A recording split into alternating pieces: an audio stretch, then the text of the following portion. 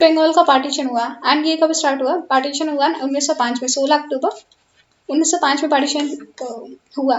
तो इसमें बहुत सारे प्रोटेस्ट हुए। एंड ये जो प्रोटेस्ट स्टार्ट हुए थे नॉर्मल लोगों ने किए थे, पीपल ने स्टार्ट किया, कांग्रेस ने स्टार्ट किया, पहले लोगों ने स्टार्ट किया। इसे ऑब्जर्व किया as a day of mourning, शोक दिवस मनाया बंगाल का जो पार्टीशन हुआ 16 अक्टूबर 1905 में। तो जैसे डे ऑफ मॉर्निंग बनाया तो पॉलिटिकल चेंज हुआ, पॉलिटिकल लाइफ पूरी चेंज होगी बंगाल के पार्टीशन के बाद। तो रविन्द्रनाथ टैगोर ने बोला कि इसे राखी बंधन डे बनाओ, इसे बोला कि आप राखी बांधो, यूनिटी दिखाओ, ब्रदरहुड दिखाओ बंगाल में।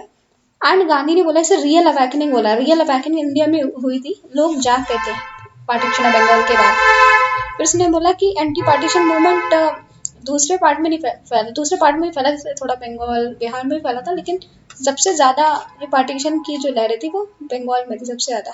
थोड़ा अवध वाला एरिया में भी थी, लेकिन सबसे ज्यादा जो मेनली था वो बंगाल में था। तो पहला मास मूवमेंट था इंडिया में, एक रीजन तक पहला मास मूवमेंट था ये पार्टीशन ऑफ बंगाल। फिर पूरे इंडिया में नहीं, लेकिन पहला मास मूवमेंट था, इसमें बहुत सारे लाखों की संख्या में लोगों ने पार्टिसिपेट किया था। स्वराज को डिक्लेयर किया गया।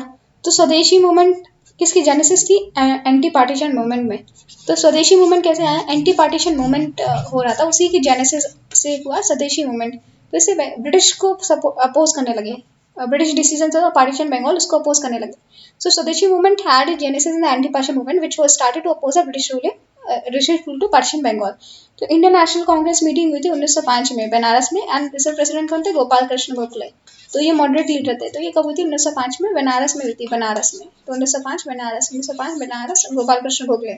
1905 बनारस, गोपाल कृष्ण गोखले। तो उन्होंने कंडेम किया पार्टीशन ऑफ बंगाल नहीं होना चाहिए, और रिएक्शनरी पॉलिसी की, रिएक्शनरी पॉलिसी दे रहा है कंजर, कुछ होता है फिर उसके बाद रिएक्शन देता है करते। तो ये लॉन्ग टर्म के लिए नहीं सोचता, तो उसने कंडेम किया partition of Bengal, reactionary policy of Karjan.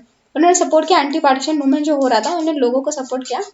And इसी में जेनेसिस थी किसकी? स्वदेशी मूवमेंट की। लेकिन इसने एक्सट्रीमिस्ट चीजों को नहीं अपनाया, जैसे बॉयकॉट की बोल रहे थे एक्सट्रीमिस्ट लीडर, लेकिन ये सब नहीं माना गया इसमें। बनारस सेशन और 1905 गोपाल कृष्ण गोखले के टाइम मिलिटेंट नेशनलिज्म स्टार्ट हुई, लाल बाल पाल। तो ये मिलिटेंट एंड अरविंदो घोष। तो उन्होंने बोला कि जो मूवमेंट है वो बंगाल के आउटसाइड ले जाएं, और हमें beyond the partition of Bengal, और हमें full fledged political mass struggle बनाना चाहिए with the goal of attaining swaraj, कि हमें स्वराज मिले। ये दे वांटेड स्वराज। वो चाहते थे कि हम बॉयकॉट करें, स्वदेशी का मतलब स्वदेशी यूज करें, बॉयकॉट करें फॉरेन गुड का, उनको जला दे। तो बहुत सारी फॉरेन गुड्स को जलाया जाता था। इसमें मॉडरेट्स मॉडरेट्स सोच रहे थे कि नहीं, हमें बॉयकॉट नहीं करना चाहिए, बस कंडेम करना चाहिए, लोगों का सपोर्ट करना चाहिए, लेकिन हमें बॉयकॉट इतना एक्सट्रीमिस्ट नहीं जाना चाहिए। तो बॉयकॉट नहीं सपोर्ट करते हैं मॉडरेट्स। एंड ये चाहते थे कि जो जो मूवमेंट है वो बंगाल के बाहर भी फैले, जो पार्टीशन ऑफ बंगाल का मूवमेंट है वो बाहर भी फैले, लेकिन मॉडरेट्स ये नहीं चाहते थे। तो इस टाइम पहली बार मॉडरेट्स एंड एक्सट्रीमिस्ट ऑफिशियली उनने अलग अलग एक्सट्रीमिस्ट फैक्शन और मॉडरेट फैक्शन स्टार्ट हुआ 1905 में, लेकिन टूट ही जाता, लेकिन टूटा नहीं। यहाँ पे उन्होंने बाल गंगाधर तिलक ने सोचा कि हमें कांग्रेस में रह के अपनी जो जो भी विचारधारा है उसे पूरे कांग्रेस में फैलाना है। सो उन्होंने बोला कि हमें कांग्रेस के अंदर ही रह के काम करना है। तो टूट बंगाल पार्टी इसमें 1905 के बनारस सेशन में कांग्रेस टूटी नहीं, लेकिन काफी डिवीजन आ गए थे मॉडरेट्स और एक्सट्रीमिस्ट के बीच में। जो भी एग्रेसिव नेशनलिस्ट थे दादा भाई नौरोजी, एग्रेसिव नेशनलिस्ट थे दादा भाई नौरोजी, इन्होंने बोला स्वराज को स्प्रेड करेंगे, it was not a moderate demand. फिर कलकत्ता सेशन ऑफ कांग्रेस होता 1906 में। तो इन्होंने बोला कि तो जो एक्सट्रीमिस्ट लीडर थे, जो इसमें कौन थे लीडर? दादा भाई नौरोजी। तो 1906 के सेशन में, कलकत्ता सेशन में बोला कि स्वराज को इंक्लूड करो। बोला स्वराज को इंक्लूड किया गया, ठीक है, दादा भाई नौरोजी मान लेते, स्वराज को इंक्लूड कर दिया। एक्सट्रीमिस्ट की मान मानी गई। उन्होंने बोला कि, और उन्होंने पैसिव रेजिस्टेंट को भी मान लिया कि हम पैसिव रेजिस्टेंट करेंगे, बॉयकॉट करेंगे स्कूल एंड फॉरेन गुड्स। तो एक्टिव रेजिस्टेंस नहीं, पैसिव रेजिस्टेंस की बात की। तो ये किसने किया था? दादा भाई नौरोजी। जो सेशन हुआ था स्वराज का, कैलकाटा कांग्रेस सेशन 1906 में, लीडर थे दादा भाई नौरोजी। तो दादा भाई नौरोजी 3 बार बने, 1886, 1893 एंड 1906 कैलकाटा सेशन में। तो इन्होंने बोला ठीक है। तो दादा भाई नौरोजी ने call the for the passive resistance. उन्होंने बोला कि गवर्नमेंट जो कॉलेज है, गवर्नमेंट स्कूल, गवर्नमेंट कॉलेजेस और services code, legislative council, municipalities and government titles, सब कुछ रिनाउंस करना है। तो ये हुआ था पार्टीशन ऑफ बंगाल मूवमेंट में। तो एजेंडा क्या था इसमें? पॉलिटिकल इकोनॉमिक मूवमेंट दोनों था। पॉलिटिकल मूवमेंट मतलब हम अब बॉयकॉट करेंगे काउंसिल्स को, और इकोनॉमिक मूवमेंट हम बॉयकॉट करेंगे फॉरेन गुड्स को, बिकॉज ड्रेन थ्योरी आ चुकी थी, property and British rule of दादा भाई नौरोजी की। तो लोगों को पता था कि हम ब्रिटिशर्स का अगर सामान यूज करते तो हमारी कंट्री से पैसा बाहर जाएगा। तो इसलिए government course, schools and foreign goods को बॉयकॉट किया गया, कॉलेजेस फॉरेन गुड्स। एंड बोला स्वदेशी गुड्स को बढ़ाएंगे, स्वदेशी गुड्स को प्रमोट किया गया। एंड फिर उसने बोला नेशनल एजुकेशन बढ़ाएंगे भाई, नेशनल जैसे BHU बनाता है, नेशनल कॉलेज स्कूल्स खोल के नेशनल एजुकेशन बढ़ाएंगे, हम फॉरेन स्कूल्स में पढ़ेंगे ही नहीं। एंड फिर उन्होंने बोला लैंडलॉर्ड्स वुमेन्स, किसने एक्टिवली पार्टिसिपेट किया? स्टूडेंट्स का काफी अच्छा पार्टिसिपेशन था, वुमेन ने काफी पार्टिसिपेट, इसके बाद वुमेन की पार्टिसिपेशन काफी बढ़ गई। लैंडलॉर्ड्स ने भी पार्टिसिपेट किया। एंड इवन स्टूडेंट ने रिफ्यूज कर दिया, हम फॉरेन पेपर की पढ़ी किताबें नहीं पढ़ेंगे, तो हम तो किताबें भी पढ़ने को मना कर दिया जो स्टूडेंट्स है। तो स्टूडेंट्स, वुमेन एंड लैंडलॉर्ड्स का काफी पार्टिसिपेशन था। किसका पार्टिसिपेशन नहीं था? तो मुस्लिम का नहीं था ज्यादा, फिर पीजेंट्स का नहीं था। पीजेंट्स को क्या मतलब, बंगाल का पार्टीशन कुछ भी हो। फिर इंडस्ट्रियलिस्ट ने पार्ट नहीं किया। इंडस्ट्रियल मजदूर ने तो पार्टिसिपेट किया है, जो हड़ताल पे चले जाते थे, लेकिन इंडस्ट्रियलिस्ट थे, उन्हें तो फायदा ही हो रहा था, उन्हें पार्टिसिपेशन का। पीजेंट्स को कोई मतलब नहीं, पीजेंट्स ने पार्टिसिपेट किया, मुस्लिम के लिए तो फायदा ही था, तो बहुत ही कम मुस्लिम ने पार्टिसिपेट किया। तो ये इंडिया का फर्स्ट मास मूवमेंट बोलते हैं in the history, first mass movement होता है इतने बड़े लेवल पे। ऑल द बंगाल के बाहर नहीं हुआ, लेकिन इसे फर्स्ट मास मूवमेंट बोलते हैं in the history of India struggle for independence. Muslim leader ने पार्टिसिपेट किया था, जैसे बैरिस्टर अब्दुल रसूल, लियाकत हुसैन, गुजनबी एंड मौलाना आज़ाद। तो मौलाना आज़ाद, गुजनबी, लियाकत हुसैन एंड बैरियर अब्दुल रसूल। तो किसने कौन सा मुस्लिम ने पार्टिसिपेट किया था? बैरियर अब्दुल अब्दुल रसूल, Liaquat Hussain, गुजनबी and Maulana Azad. Burial Abdul रसूल, Liaquat Hussain, गुजनबी and Maulana Azad. Burial Abdul रसूल, लियाकत हुसैन, गुजनबी एंड मौलाना आज़ाद। तो उन्होंने स्टार्ट किया। फिर बट मोस्टली जो अपर एंड मिडिल क्लास मुस्लिम थे वो दूर रहे, अपर एंड मिडिल क्लास दूर रहे। तो कुछ ही मुस्लिम ने पार्टिसिपेट किया, अपर एंड मिडिल क्लास मुस्लिम दूर रहे। जैसे अपर एंड मिडिल क्लास को कौन लीड कर रहा था? नवाब सलीमुल्लाह ऑफ डक्का।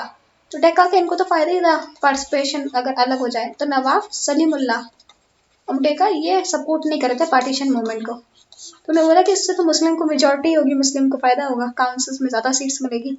तो फर्दर इसके बाद इसको और बढ़ाने के लिए all India Muslim league establish हुई 1906 में। इसमें कौन इंपॉर्टेंट थे? नवाब सलीमुल्लाह और डैका। मुस्लिम लीग को स्टैब्लिश करेंगे नवाब सलीमुल्लाह और डैका 1906 में। मुस्लिम लीग, नवाब सलीमुल्लाह और डैका। गवर्नमेंट ने बहुत टफ मेजर लिए। एक तो मूवमेंट को बहुत बुरी तरह क्रश किया गया, बहुत सारे एक्ट पास किए मूवमेंट को क्रश करने के लिए। फिर स्वदेशी मूवमेंट जो भी बोलता था उनको बहुत ही मारा गया, लाठी बटी से मारा गया, बुरी तरह पीटा गया। फिर जो वंदे मातरम बोलते थे उनको बंद कर दिया कि कोई वंदे मातरम नहीं बोलेगा, ऐसे फॉरबिडन कर दिया। पॉपुलर कराया तो वंदे मातरम वॉज फॉरबिडन। और फिर बहुत सारे स्टूडेंट्स थे उनको स्कूल से निकाल दिया, कॉलेज स्टूडेंट्स जो मूवमेंट में पार्टिसिपेट कर रहे थे। उन्होंने बोला कोई एड नहीं मिलेगी, गवर्नमेंट की कोई एड नहीं मिलेगी इन बच्चों को। तो जो भी स्टूडेंट्स को बिल्कुल बॉयकॉट कर दिया। फिर इंडिया गवर्नमेंट जो एम्प्लॉयज थे उनको उनकी जॉब चली गई, जो पार्टिसिपेट कर रहे थे मूवमेंट में। फिर बंगाल लीडर थे, इनको जेल भेज दिया गया, डिपोर्ट कर दिया, जैसे बाल गंगाधर तिलक, लाला लाजपत राय और बिपिन चंद्र पाल, अरविंदो घोष, ये मॉडरेट लीडर से 1907 में इनको जेल कर दिया गया, डिपोर्ट कर दिया गया। तो बहुत ही टफ मेजर्स लिए गए। तो फिर वंदे मातरम पोएम किसने लिखी थी? ये 1882 में लिखी थी आनंद मठ।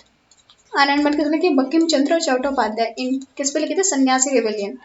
सन्यासी रिवेलियन जो हुई थी 1780। सन्यासी रिवेलियन कब हुआ था? 1770 में हुआ था, 1770s में हुआ था सन्यासी रिवेलियन। सन्यासी रिवेलियन पे लिखा है आनंद मठ। कब? 1882 में लिखी गई थी आनंद मठ। 1882 इसके 1770s में, लाइक 10-12 साल बाद लिखी गई थी वंदे मातरम भाई बंकिम चंद्र चट्टोपाध्याय। किस पे? सन्यासी रिवेलियन पे। सन्यासी रिवेलियन। तो पोएम वंदे मातरम कहाँ से ली गई है? ये वंदे मातरम ली गई है बंकिम चंद्र चट्टोपाध्याय की बुक थी सन्यासी रिवेलियन के ऊपर, 1770 में हुआ था। उस पर इन्होंने बुक लिखी आनंद मठ 1882 में, सन्यासी रिवेलियन के 10-12 साल बाद। एंड इसे पहली बार किसने गाया था? रविंद्रनाथ टैगोर ने 1896 के सेशन में गाया था वंदे मातरम। एंड इसे इंडियन नेशनल सॉन्ग अडॉप्ट किया था 1950 में। 1950 से हमारा नेशनल सॉन्ग है वंदे मातरम। कहाँ से लिया? बंकिम चंद्र चट्टोपाध्याय 1882 की सन्यासी रिवेलियन बुक। कौन सी थी? आनंद मठ 1882। मुस्लिम लीग बनती है 1906 में। मुस्लिम लीग बनती है 1906 में। तो ये इसका कैसे 1906 में बनी, इसका हिस्ट्री क्या है? तो पहले से सर सैयद अहमद खान थे, सैयद अहमद खान, फिर उन्होंने मोहम्मदन एजुकेशनल कॉन्फ्रेंस स्टैब्लिश की थी 1886 में, Mohammedan oriental education conference, Mohammedan education conference. लेकिन इसमें पॉलिटिकल चीज़ें डिस्कस करना बिल्कुल अलाउ नहीं था। तो उन्होंने कि पॉलिटिक्स डिस्कस नहीं होगी, सेल्फ इम्पोज बैन था पॉलिटिक्स पे। तो सर सैयद अहमद खान ने स्टैब्लिश की थी मोहम्मदन एजुकेशन कॉन्फ्रेंस 1886। सबसे एजुकेशन की बात होती थी, इसमें कोई बात अलाउ नहीं थी पॉलिटिकल बातें करना। फिर 1906 में अराउंड 3000 मुस्लिम डेलीगेट आते हैं इंडिया, सारे इंडिया से, फिर ढाका में मिलते हैं और म्यूनिसिपल कॉन्फ्रेंस करते हैं, बैन को हटा देते हैं, बैन को हटा देते हैं कि पॉलिटिकल बातें नहीं कर सकते, बोलते पॉलिटिकल बातों करने का समय आ गया है क्योंकि बंगाल पार्टीशन हो रहा था।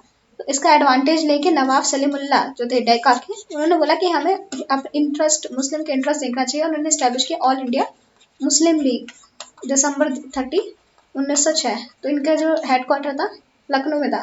कांग्रेस का कोई हेडक्वार्टर नहीं था, अलग अलग मिलते थे, ये भी अलग अलग मिलते थे, लेकिन इनका हेडक्वार्टर था लखनऊ। तो इनका हेडक्वार्टर भी था, कांग्रेस का कोई हेडक्वार्टर नहीं था, इनका हेडक्वार्टर था लखनऊ।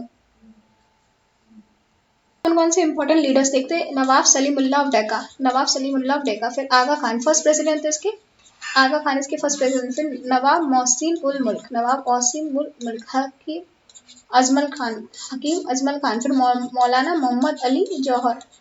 फिर जफर अली खान। तो Zafar Ali Khan and Syed Nabiullah and Sir Mian Muhammad Shafi. तो कौन कौन थे इसमें? सबसे तो नवाब सलीमुल्लाह डाका सबसे इम्पोर्टेंट थे, नवाब सलीमुल्लाह ऑफ डेक्का। फिर इसके फर्स्ट प्रेसिडेंट थे मुस्लिम लीग के आगा खान थर्ड।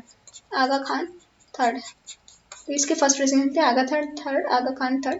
इसमें थे नवाब मोहसिन उल मुल्क, हकीम अजमल खान। और खिलाफत मूवमेंट में फिर बाद में आते हैं मोहम्मद मौलाना अली जौहर। ये पहले खिलाफत मूवमेंट में आते हैं, मुस्लिम लीग के जो सेक्रेटरी था मौलाना मोहम्मद अली जौहर। फिर जफर अली खान, सैयद नबीउल्लाह एंड सर मियां मोहम्मद शाह। तो ये पहले मिले थे जाके, इंडियन नेशनल कांग्रेस का एनुअल सेशन हुआ था, उन्होंने अपनी डिमांड रखी ब्रिटिश गवर्नमेंट को मिलने के लिए। तो जैसे इंडियन नेशनल कांग्रेस अपनी डिमांड रखता था, वैसे ही मुस्लिम लीग ने अपनी डिमांड रखी ब्रिटिश गवर्नमेंट। तो ये इन्होंने ब्रिटिश का सपोर्ट से ही बनी थी, ब्रिटिश का काफ़ी सपोर्ट था। ये अक्टूबर 1906 में मिले थे एंड 30 दिसंबर 1906 में इस्टेब्लिश हुई थी। तो और फिर इनकी अचीवमेंट क्या थी? सेपरेट इलेक्टोरेट मिल गया, मॉडलिमेंटो रिफॉर्म 1907 में। तो सेपरेट इलेक्टोरेट दे दिया गया इनको, उनकी काफ़ी इनको अचीवमेंट 1909 में मॉडलिमेंटो इनको सेपरेट इलेक्टोरेट दे दिया गया। तो इनका चाहते क्या थे, इनका ऑब्जेक्टिव क्या था? तो इनका पॉलिटिकल गोल था। तो ओरिजिनल पॉलिटिकल गोल इनका था कि मुस्लिम को सिविल राइट्स मिले, तो इंडियन मुस्लिम को सिविल राइट्स मिले। और अपर सेक्शन है क्योंकि बहुत अमीर लोग थे इसमें, नवाब थे एंड ये सब थे, अपर एंड जेंट्री क्लास है इंडियन मुस्लिम का, उसको प्रोटेक्शन मिले, अपर क्लास ऑफ मुस्लिम्स को प्रोटेक्शन मिले।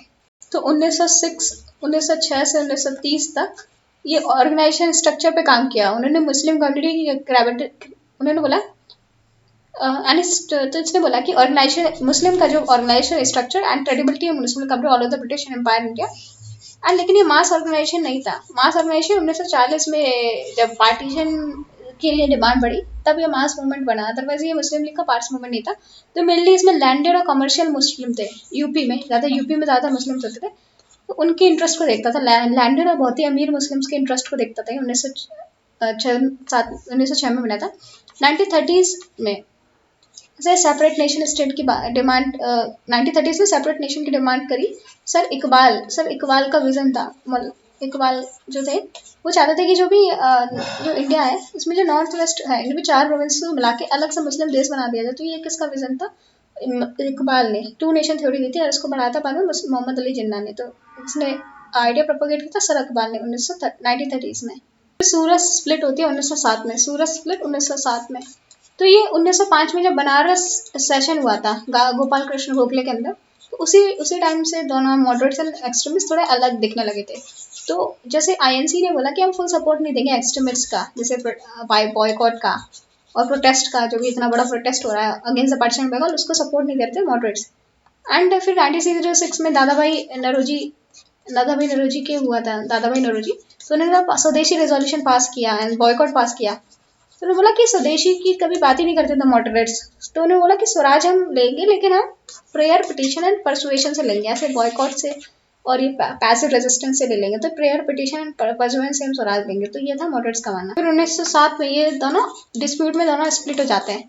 तो पहले इन्होंने बनाया राज बिहारी घोष को प्रेसिडेंट बनाया, लेकिन बनना चाहते थे को लाला लाजपत राय को चाहते थे एक्सट्रीमिस्ट बने, लेकिन राज बिहारी घोष को प्रेसिडेंट बना दिया, तो इस पे स्प्लिट हो गया। एंड एक्सट्रीमिस्ट कम आउट, जो कांग्रेस ने तिलक ने एक्सट्रीमिस्ट फेस था उसने अलग से अपना सेशन किया एक्सट्रीमिस्ट फेस में, और फिर उनको अरेस्ट कर लिया क्योंकि ये कांग्रेस से बाहर आ गए थे। उन्होंने बोला ये तो अराजकता फैला रहे पूरे कंट्री में, तो सारे एक्सट्रीमिस्ट लीडर को अरेस्ट कर लिया गया। अचीवमेंट्स क्या, इन्होंने फर्स्ट डिमांड रखी स्वराज की as a matter of birth right. तो फर्स्ट डिमांड रखी स्वराज की as a matter of birth right. And इन्होंने मासेस को इन्वॉल्व किया। अभी तक मासेस कभी इन्वॉल्व नहीं होते थे नेशनल फ्रीडम से, वुमेन, स्टूडेंट्स, इतने सारे, तो ये मासेस पहली बार इतने सारे इन्वॉल्व हुए हैं। एंड बहुत सारे लैंड लॉर्ड्स इन्वॉल्व हुए स्वराज। तो मास इन्होंने सोशल बेस, ये नेशनल मूवमेंट का सोशल बेस बढ़ाया है। और फिर उन्होंने ऑल इंडिया पॉलिटिकल मूवमेंट किया, स्वदेशी मूवमेंट कराया एक्सट्रीमिस्ट। स्वदेशी आंदोलन 1905 से स्टार्ट हुआ था, 1908 तक आते आते पूरा खत्म हो गया था। क्यों? रीजन, काफी रीजन थे। गवर्नमेंट ने बहुत बुरी तरह रिप्रेस किया था, बहुत लोगों को मारा पीटा, गवर्नमेंट स्कूल से बॉयकॉट कर दिया, एड खत्म कर दी। फिर इसमें कोई भी इफेक्टिव ऑर्गेनाइजेशन नहीं बना पाई, एंड पार्टी स्ट्रक्चर कुछ अच्छा नहीं बना पाई। ऑर्गेनाइजेशन के लिए इफेक्टिव ऑर्गेनाइजेशन नहीं बना, पार्टी स्ट्रक्चर नहीं बना। फिर बहुत ज्यादा इंपॉर्टेंट लीडर्स को 1908 तक अरेस्ट कर लिया गया था। अरविंदो घोष और विपिन चंद्र पाल को, ये तो रिटायर हो गए एक्टिव पॉलिटिक्स से अरेस्ट होने के बाद।